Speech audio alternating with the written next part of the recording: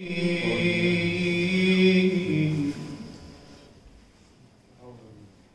الله الرحمن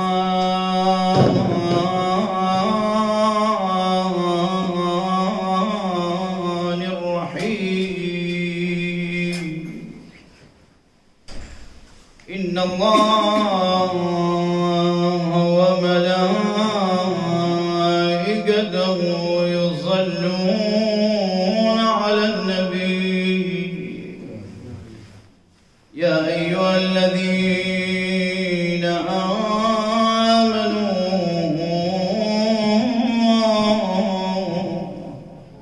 صلوا عليه وسلموا تسليما.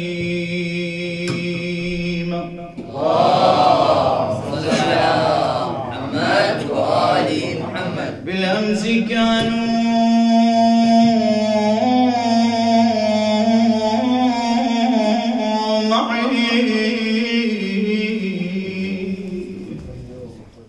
واليوم أين اليوم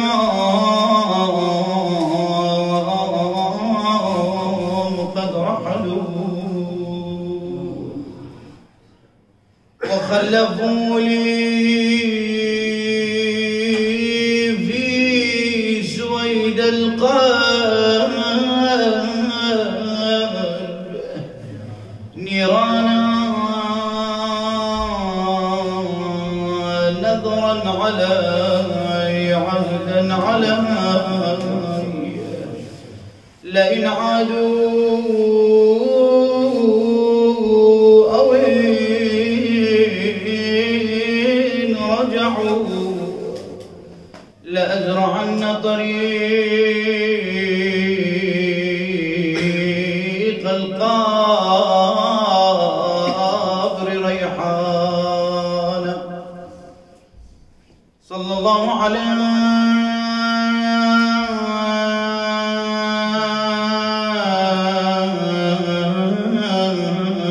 يا رسول الله. صلى الله عليك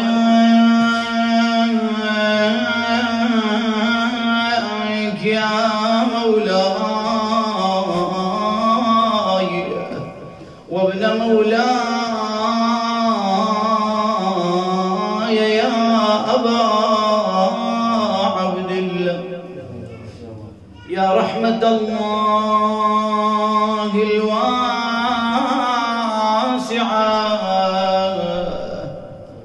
ويا باب نجاتي الأمة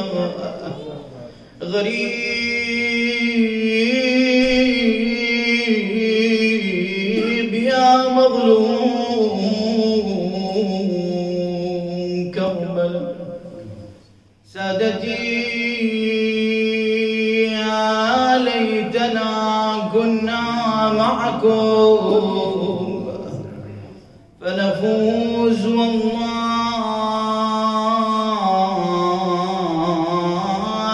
فوزا عظيما.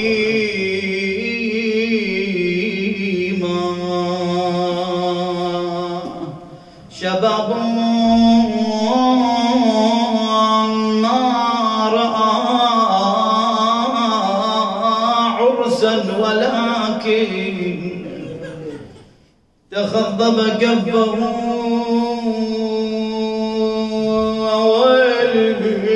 بدبل وريدي بعد الليلة انتم فاقدين حلم الشباب. الشباب ترى يكسر فقد الشباب يهد الحيل. ها شباب ما رأى عرسا ولكن تخضب كفه بدمل وريدي بيانا ذهبي وجدا وحزنا هو يا بحمر الدمع جودي على حلو الشباب وبدر تمن شبيه محمد خير الجدود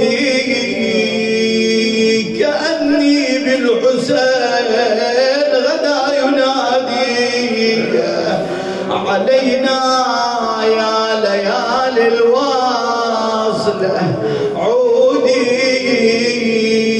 رجوتك يا علي تعيش بعدي. هذه أمنية كل آب، ها يتمنى أن ابنه يعيش إلى أن ماذا؟ إلى أن يوصلوه إلى قبرها.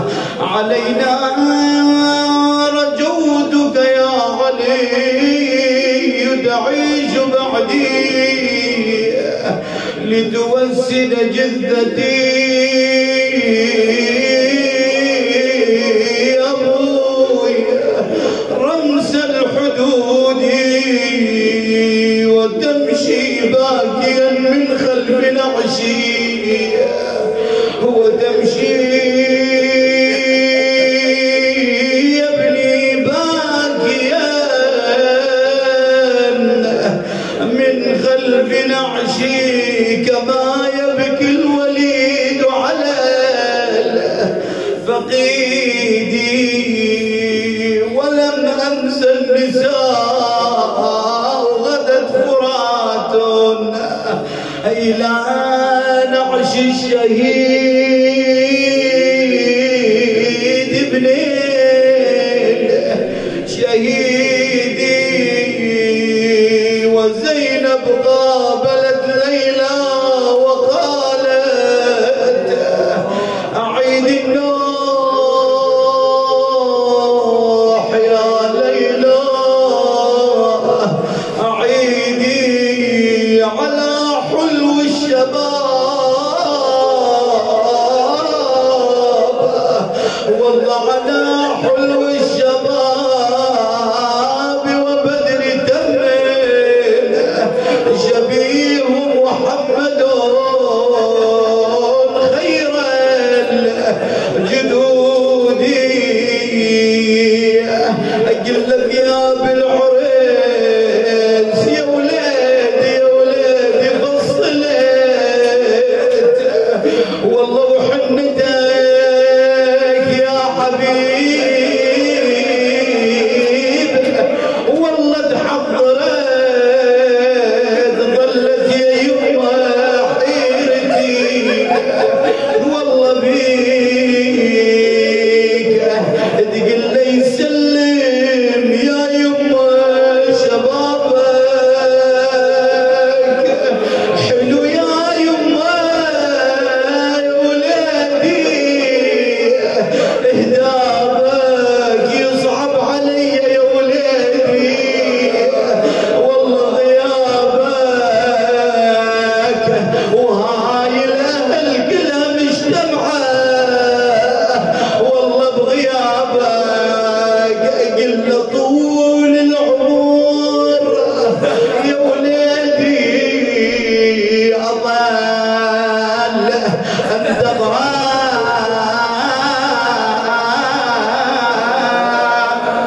والله مولي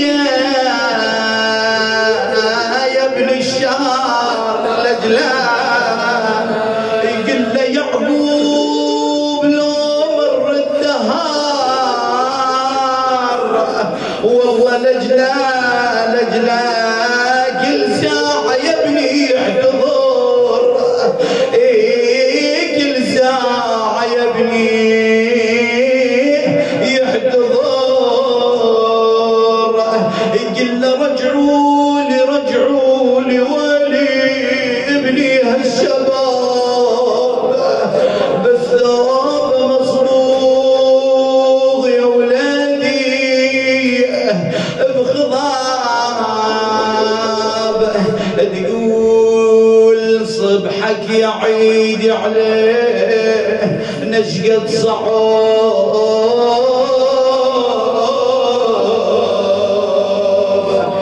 ساعة وإن الحال وساعة أندحر منك تجيه للمقبرة صرخ يا وليدي كأن الدراب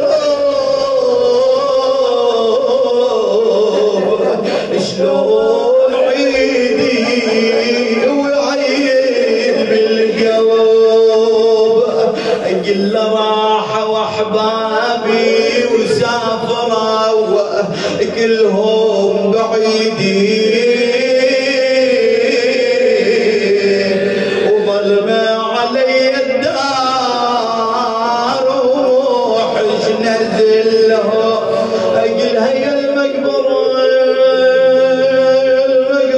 شقد خذت عزاز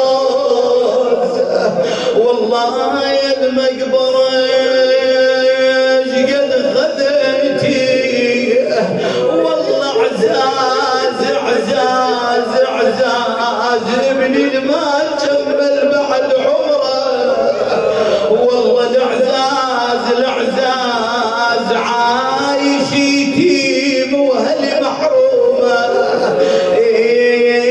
عايش يتيم وهلي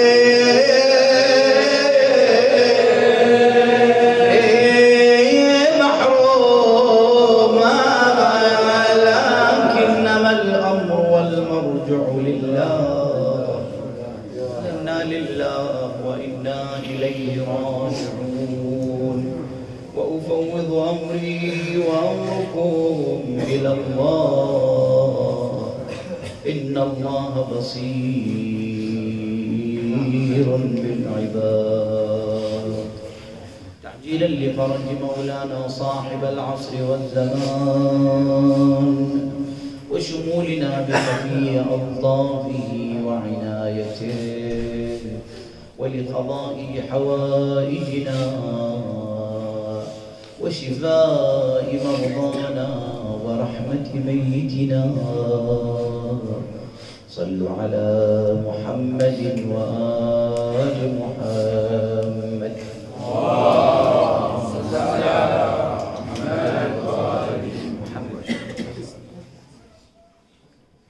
سئل الإمام علي بن أبي طالب عليه السلام يا مولاي أهناك أشد من الموت؟ قال نعم فراق الأحبة أشد من الموت. صلوا على محمد وآل محمد. صل على محمد وآل محمد. عظم الله أجوركم وصبر الله قلوبكم على هذا الفاقد. في الحقيقة فقد الشباب من أعظم الأشياء الذي ماذا تكسر الإنسان وتفقده حيل.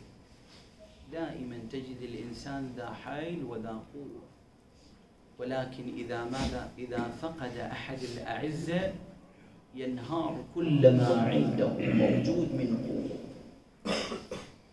لذلك نقول الحقيقة الله يصبركم على فقد الشباب، الله يرفع إن شاء الله من شأنكم ويتغمد الميت برحمته الواسعة يا رب العالمين.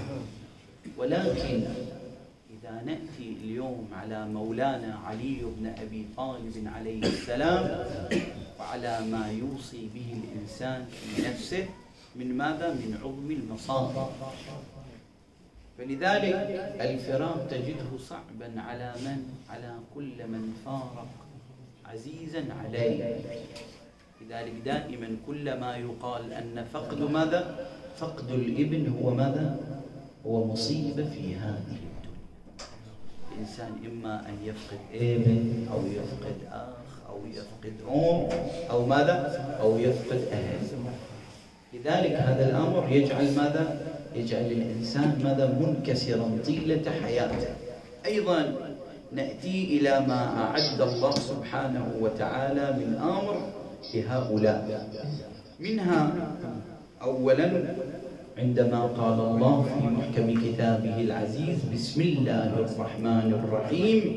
وبشر الصابرين الذين إذا أصابتهم مصيبة قالوا إنا لله وإنا إليه راجعون أولئك عليهم صلوات من ربهم ورحمة وأولئك هم المهتدون. صدق الله العلي العظيم. هذه الآية إخواني تبين لنا ماذا؟ جميع ما على الإنسان الصابر وما يرثه في هذه الدنيا. فهذه الآية افتتحنا بها المجلس لكي نبين ماذا؟ للإنسان عظم الصابر. فلذلك وبشر الصابرين هنا دلالة على الله سبحانه وتعالى ماذا؟ يقول بشر الصابرين، يعني هاي البشرى اللي الله سبحانه وتعالى يبشر هؤلاء الصابرين. من هم هؤلاء الصابرين؟ نكمل الآية. الذين إذا أصابتهم مصيبة قالوا إنا لله وإنا إليه راجعون. هذا الأمر الذي يجعل الإنسان دائما ماذا؟ في عين الله سبحانه وتعالى. أيضا من الله سبحانه وتعالى يبين من هؤلاء الصابرين. احنا اليوم إذا نأتي على مصائب أهل البيت نأتي على واحدة فقط، مولاتنا زينب عليها السلام الذي فقدت الأبناء والأخ والأخت والأم والأب واحدا تلو الآخر. لماذا دائما نجد ماذا؟ نجد أن أهل البيت غير متجمعين في آن واحد. إلا من؟ إلا الحسن والحسين بعد من؟ بعد أبيهما فاطمة وعلي بن أبي طالب عليه السلام. ولا كل الأئمة شتتوهم إلى وين؟ إلى الذي في الحبس والذي في غربة بعيدا عن أبنائه. لذلك هذه الدنيا دائما لا تجمع بين شخصين. لماذا أخواني الدنيا ما تجمع بين شخصين؟ لأن هذا هو ديدن الحياة. دائما الإنسان يحط في باله أن الدنيا أو أن الموت هو عقوبة. لا، خلي الإنسان يدير باله. شوف أخواني، خلي الإنسان إذا اليوم عند نعمة ما فقدت، عند أشياء الله سبحانه وتعالى لم يبتليه فيها، هنا خلي ماذا؟ خلي يراجع نفسه. ربما عند مسألة ما، ولكن دائما الموت رحمة من الله سبحانه وتعالى. شلون رحمة؟ خلي أقول لك. يقول أحد الأنبياء، لا يحضرني اسم ذلك النبي، يقول أحد الأنبياء أتى إليه قوم قال له يا نبي الله ادعو لنا الله ماذا؟ أن يبث في أعمارنا وأن لا نموت طوال هذه الدنيا. يقول خل احنا بس نريد نعيش هاي الدنيا كلها، لكن ماذا؟ لا نريد أن نموت. قال له فلان أنتم عايشين في رحمة ونعمة. قال لا والله لا نقبل إلا أن تدعو الله ماذا؟ أن يطيل في أعمارنا وأن لا نموت. قال له لكم هذا. يقول دعا الله سبحانه وتعالى فاستجاب الله دعاءه. يقول بعد أيام وفترات يقول أتوا هؤلاء القوم إلى نبي الله قالوا يا نبي الله ادعوا لنا الله بأن ماذا؟ بأن يردنا في هذه الدنيا ويأخذنا إليه. قال ليش؟ ما الخبر؟ شنو المشكلة اللي صارت معنا؟ قال له والله لقد أشغلتنا الدنيا عن الصلاة، وقد أشغلتنا الدنيا عن العمل، وأشغلتنا الدنيا عن كل ما في هذه الدنيا. قال له كيف؟ قال له أنا صرت أطبب من؟ يقول أطبب أبي وجدي وجد جدي وأبا أبي. يقول وصل بي المرحلة إلى وين؟ إلى هذا المستوى. يقول وين بعد عندي وقت للصلاة أو للصوم أو للزكاة أو للصدقة؟ فلذلك دعا نبي الله صلى الله عليه وآله هذا الأمر فجعله ماذا؟ يرد كما كان. لذلك دائما هذه رحمة من الله سبحانه وتعالى. اليوم دائما أو ما طول فقدنا للشباب موجود. خل أوجه إخواني من هذا المكان ماذا؟ رسالة إلى جميع الشباب. أولا ديروا بالكم على عقوق الوالدين. إخواني ترى لا واحد فيكم يستهين بعقوق الوالدين أبد. عقوق الوالدين ترى كلش خطيرة، وأهل البيت لا يقبلون عاقا بوالديه. لا تتصور أهل البيت يقبلونك، لا والله ما يقبلون عاقا بوالديه. هذا أول أمر. الأمر الآخر، إحنا دائما ننبه بفضل الله سبحانه وتعالى، إحنا فقدنا يسير، دائما الفقد عندنا يكون يسير. بعض الأحيان تشوف الإنسان شوي ماذا يتحمل فيما بينه، لكن ويش تلاقي الإنسان دائما يتمنى من الله سبحانه وتعالى أن يعيش ابنه معه إلى وين؟ إلى آخر المطاف. هذا أمنية كل أب في هذه الدنيا.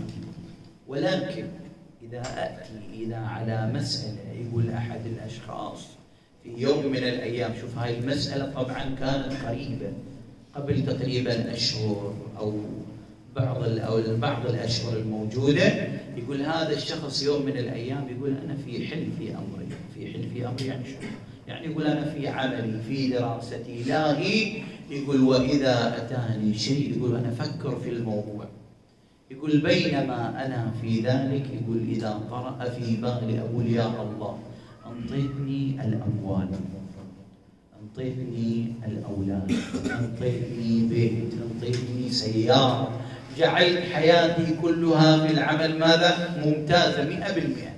لكن يقول في شيء واحد أنت ما سويته لي، ألا وهو إلا أنت ما ابتليتني، لا ابتليتني في مالي ولا في أولادي ولا في عملي. يقول ما صارت عندي بلوى. هذا الأمر يجعل الإنسان يفكر، يقول أنا ليش ما صار عندي ابتلاء في هذه الدنيا؟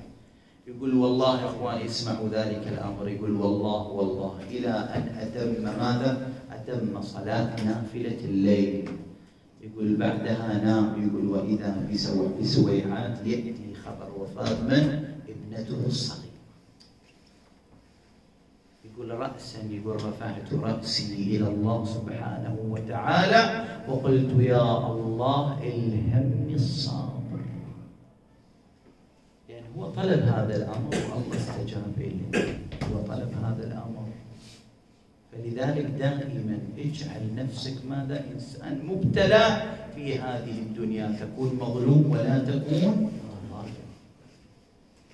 الأمر الآخر الذي دائما نحرص على الشباب أن يتبعوه، فيتركون الأغاني. هاي الأغاني إخواني هي سبب موت الفجأة، كما ماذا؟ كما تذكر الروايات. والله هذه الدنيا ترى ما دائما إلا، خل واحد يفكر في مجال هذه الدنيا كلها فهي ماذا؟ زائلة. فدائما أرجع أقول إحنا الموت رحمة، إحنا تستقبلنا من؟ فاطمة الزهراء سلام الله عليها، هي التي تستقبلنا. مولانا علي بن أبي طالب، الإمام الحسن، الإمام الحسين. إحنا في كل مجلس، في كل مجالسنا، في نومنا، في وقتنا، ما دائما نقول احضروا لنا في وين. إحنا نقول إحنا ما نسيناكم في هذه الدنيا. كما أن المرحوم لو أذكر له شيئا بسيط من بعض الأمر، كان هذا الإنسان يريد أن يعمل كما أعرف ماذا؟ سفرة لأهل البيت صلوات الله وسلامه عليهم. لماذا؟ يقول لهم ترى أنا ما نسيتكم في الدنيا فلا تنسوني وين؟ في ذلك المكان لا تنسوني. فهم إن شاء الله ما ينسون أهل البيت، ما ينسون، مستحيل. أهل البيت ما ينسون أي شخص مرتبط بهم إخوان. لذلك دائما اجعل عندك ارتباط بأهل البيت صلوات الله وسلامه عليهم. أيضا دائما اجعل عندك صابر. الله سبحانه وتعالى يقول ماذا؟ وبشر الصابرين الذين إذا أصابتهم مصيبة قالوا إنا لله وإنا إليه راجعون أولئك عليهم صلوات من ربهم ورحمة. الله يقول مو أنا، الله يقول عليهم صلوات، مو صلاة وحدة إخواني، الله يقول صلوات وبعد ماذا؟ رحمة تتغشاهم إلى وين؟ إلى يوم يبعثون. عندك هذا الصبر، عندك هذا التجند، اجعل مصابك مع من؟ مع مصاب أهل البيت. دائما الإمام الحسين عليه السلام هو أكبر مثال، فقد ابنه علي الأكبر، وما أدراك بعد ما علي الأكبر. علي الأكبر الذي دائما كان عند أباه في كل حين، كل حين كان عند أباه.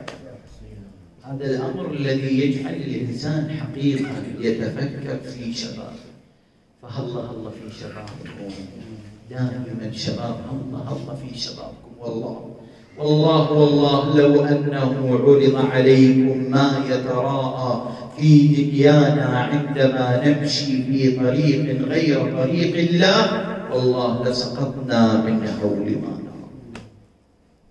بهذه الدرجة. فأنا أوصي الشباب، أوصي نفسي قبل أن أوصيكم، أوصي نفسي في هذا الأمر. لذلك هذا الأمر يجعل ماذا؟ يجعل الإنسان في حيرة من أمره. دائما تجد الإنسان في حيرة من أمره. أيضا الإمام علي بن أبي طالب عليه السلام يقول: لماذا نحن نقلق من ماذا؟ من الموت. دائما تجد الإنسان في قلق من الموت. إخواني السبب معروف، السبب هو ماذا؟ أننا ذاهبون إلى وين؟ إلى مكان مجهول. اليوم نطلع من هذه الدنيا نتجه إلى وين؟ إلى رحمة الله إن شاء الله. دائما إن شاء الله أنفسنا مطمئنة، نتجه إلى عالم مجهول، عالم إحنا ما ندري شنو راح يصير بعد هذه الدنيا من غير الروايات لا نعرف. أيضا دائما اجعل كما قلت ارتباطك موجود عند أهل البيت صلوات الله وسلامه عليهم. تراهم القرآن. اليوم احنا جاي نشوف الشباب تترك القرآن. إخواني للأسف الحمد لله احنا في ماذا؟ من أتباع أهل محمد، من أتباع محمد وآل محمد إن شاء الله. ولكن تجد الإنسان ماذا؟ بعض الأحيان يغفل عن القرآن. القرآن هو الذي يكون ماذا؟ نور في قلبك. شلون يصير نور في قلبك؟ دائما الإنسان يسأل: هل القرآن يدخل إلى قبري؟ لا إخواني، لا، هذا مفهوم خاطئ. القرآن يجب أن تحفظ شيئا منه. احنا دائما اليوم أطفال والله الموجودين 1 2 3 يمكن تلقاهم حافظين آية الكرسي. لماذا؟ ليش إخواني؟ شو السبب؟ حد يعرف؟ أتوقع كلكم الموجودين داخل البيت تقرؤون آية الكرسي يوميا على أولادكم. إذا صاب مرض، صاب تحمى، صاب شيء، تجد ماذا؟ تجد دائما تقرأ آية الكرسي. أنا أتعجب من بعض طبعا عندما يأتي ذلك الإنسان ويقرأ ماذا؟ آية الكرسي مرة، مرتين، 3. دائما الإنسان يجب أن يربي طفله. أنت صليت بالمسجد، بعد ما ترجع من المسجد ارجع إلى وين؟ إلى منزلك وصلي في منزلك. لماذا؟ لكي ابنك يتعلم منك. أيضا الإمام علي بن أبي طالب عليه السلام يتحدث عن الموت بطريقة ماذا؟ يجعل فيها تلامس كل إنسان في هذه الدنيا. يقول: إذا تريدون تخفيفا من الموت عليكم بمحمد وآله، إذا تريدون تيسير في هذه الدنيا عليكم بمحمد وآله.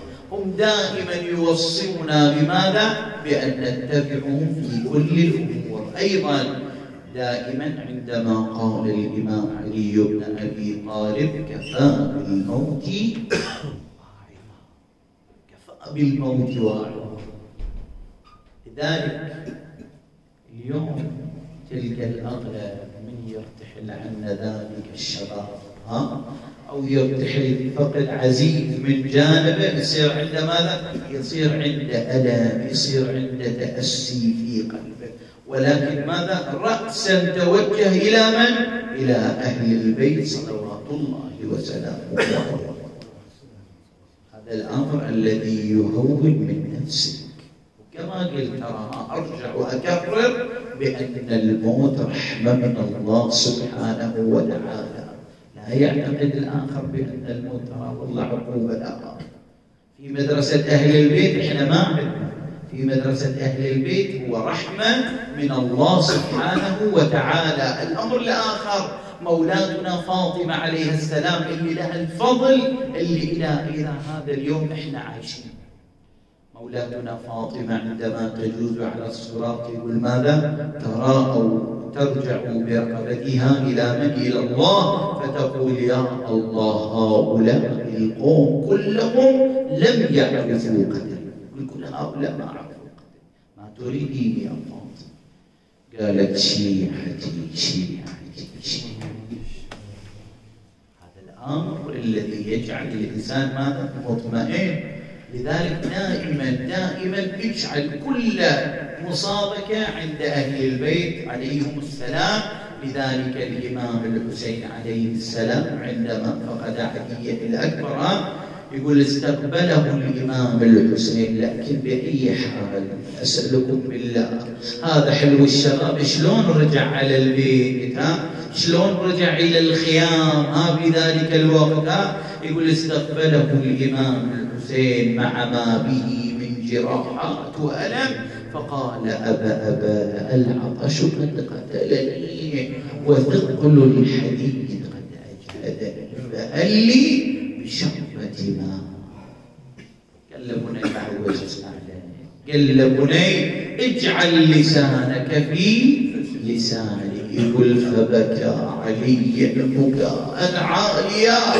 لما بكيت يا علي؟ قال أبا لسانك أيبس من لسانها.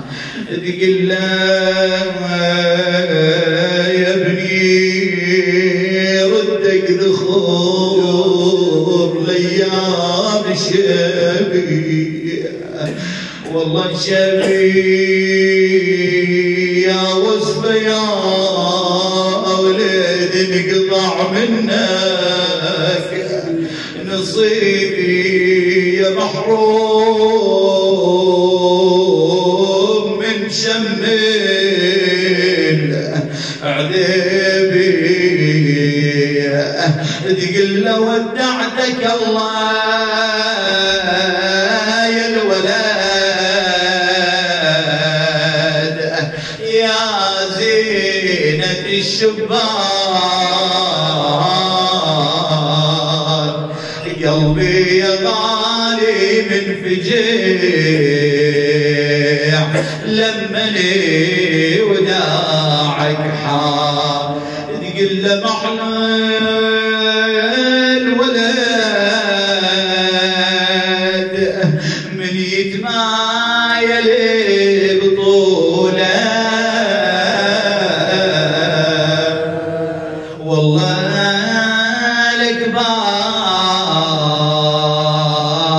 الكبار دوس عوله. يقول يا يما مع السلامة تراني جات، والله غياب الأهل تالي ترتجي. يقول لها يما أنا راحل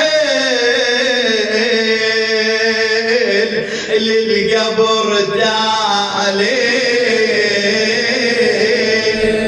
وعلو الزمان يعود يما عليا. تقول له ترجع يا ولدي والله مو حلو التابوت، والله بعد غيبة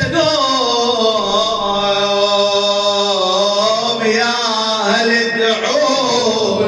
يقول له شافه والله علي راح شافه والنبي شافه، والله علي راح وفوق وصفق راحه، والله علي راح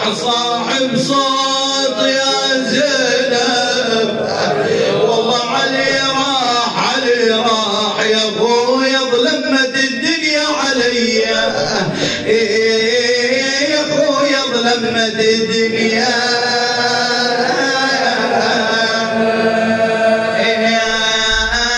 عليا والله ليش اللي نحبهم ما يظلون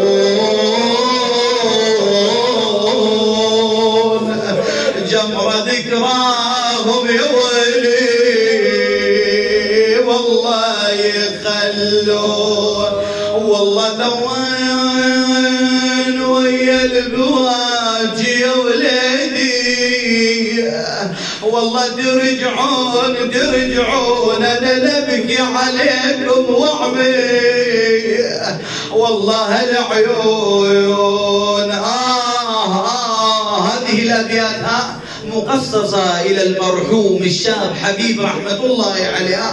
أقل إجا رمضان بس ما جاب الإعزاز اللي كانوا كل سنة ويانا يصومون خايب اشقد حلوة قبل لمة الإخوان كل من يمعزيز من يقعدون ولك يمكن لو اجا رمضان الجاي هم ذكرى يا حبيب تصير ويا اللي يذكرون قبل كانوا ويانا ويحلى رمضان هسه على الدرب صاروا ينامون بجينا وداعتك غطتنا الهموم المثلك يا حبيب اليوم شي جيبه فقدناك وحزنا وشكتب عليك انا المفروض اكتبك شيبه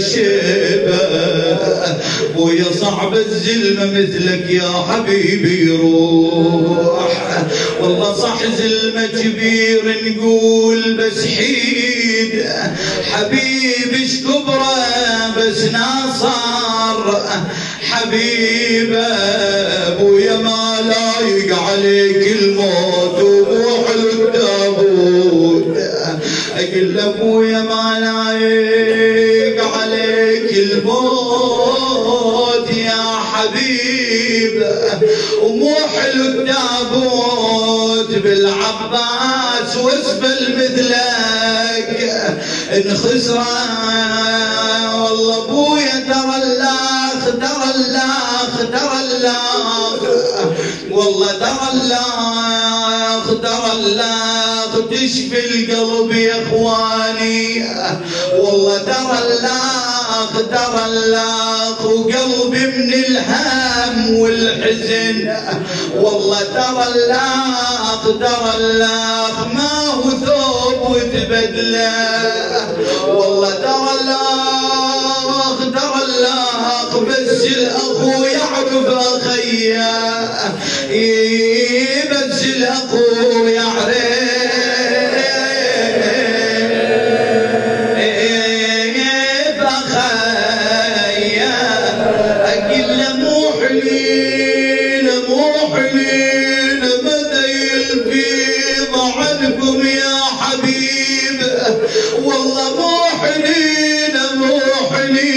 الدرب والمقبرة ليكم والله مو حنين ابويا ثار الناقة طلعت والله مو حنين كانوا وخذ من مراكبينا كانوا وخو من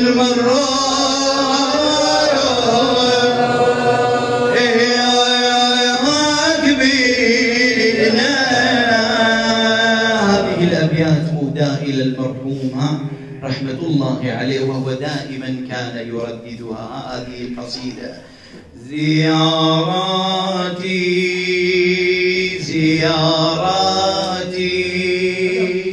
من بعيد الأقصى زياراتي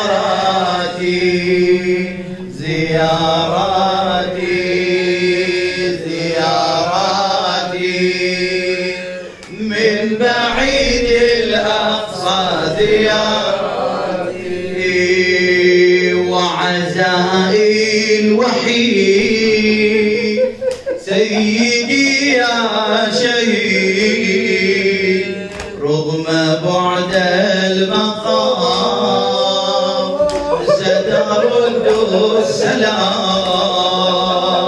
وعزائي الوحيد سيدي يا شهيد رغم بعد المقام سترد السلام السلام عليك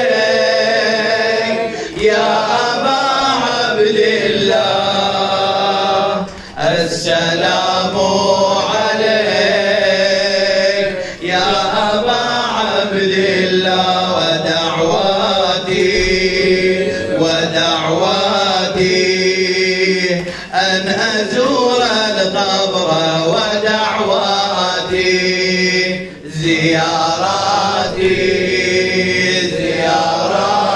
زياراتي من بعيد الأقصى زياراتي كربلاء الخلود للضحايا نعود رغم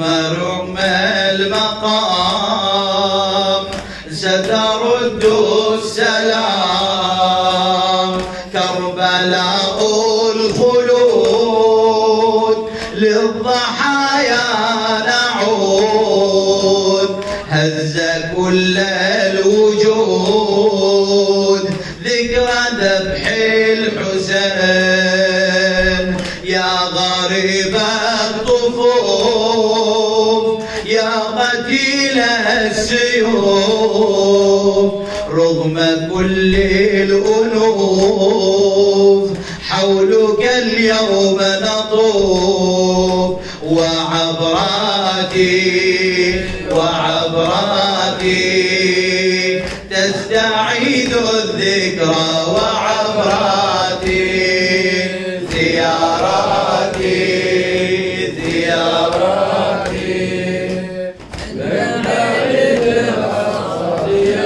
زياراتي هذا المقطع كأنما هذا الشاب ماذا يقول للإمام الحسين صلوات الله وسلامه عليه دام أنا ما وصلت أنت اللي توصل لها يا فؤادي الحزين قد عراني الأنين ليتني كل حين عند قبر الحسين بعد صبر الذهول سنزور القبور وأخاك الغيور لاطمين الصدور وحسراتي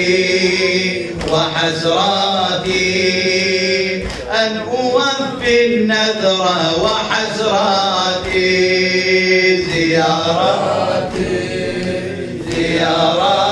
زياراتي من بعيد الأقصى زياراتي. لكن مولاي العزيز أسألك أم القاسم شلون زفت القاسم يما ذكري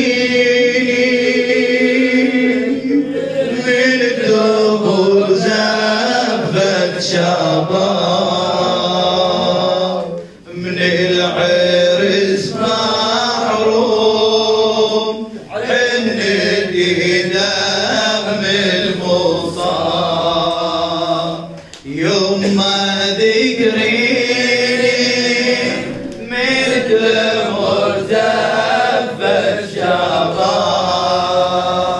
من العرس محروم حنتي دم المصاب شمعة شبابي من يطفوها حنتي دمي والكفن دار التراب يوم ما ذكريني من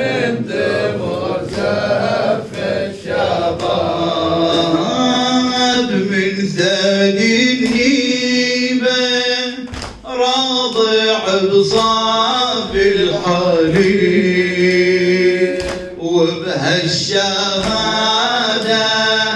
صار لي قسمة ونصيب حوفتي بدمي خلي يفرشوها حنتي دمي والكفن دار التراب يوم ما ذكريني مرت مرزفة شباب يوم ما ذكريني مرت مرزفة شباب ينفس معروف حنتي دم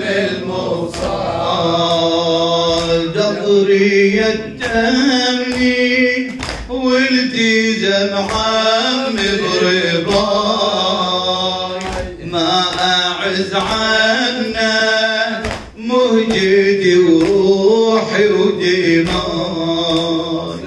دغري التمني والتزم عم برباي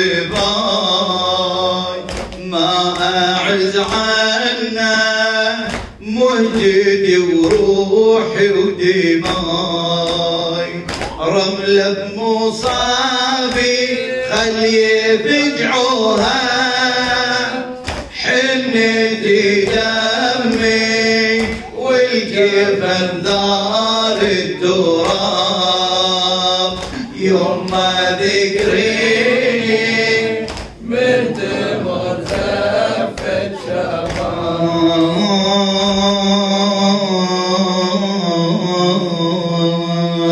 المقبرة شقد خذيت اعزاز والله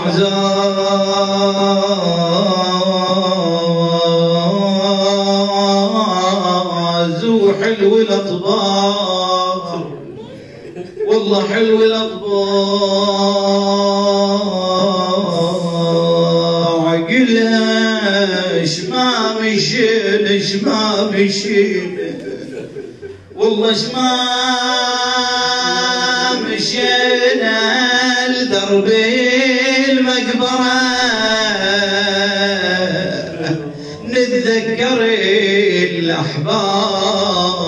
الأحباب يا الله يا الله يا الله يا الله يا من لا يقال لغيرك يا الله إلهي بحق فاطمة وأبيها وبعلها وبنيها والسر المستودع فيها وهي مولاتنا زينب سلام الله عليها أن تعجل فرج مولانا صاحب العصر والزمان سيدي ومولاي فك كل أسير رد كل غريب اقضي حوائج السامعين حوائج المؤمنين والمؤمنات للدنيا والآخرة ارحم موتانا موتى الحاضرين موت أهل هذا البيت يا رب العالمين أنت لهم ذويهم وأهلهم الصبر يا رب يا رب ثم إلى روح المؤمنين والمؤمنات من خدمة الحسين وإلى روح وضريح سيدنا ونبينا محمد المصطفى الأمين وإلى روح أم المؤمنين خديجة الكبرى وإلى روح وضريح سيدنا ومولانا علي المرتضى وضريح مولاتنا الزهراء وإلى روح وضريح الحسن والحسين سيدا شباب أهل الجنة وإلى أرواح وضرائح الأئمة النجباء صلوات الله عليهم أجمعين وإلى أرواح الأنبياء والأوصياء والصالحين والشهداء ثم إلى روح وضريح الفقيه السعيد الشاب حبيب رحمة الله عليه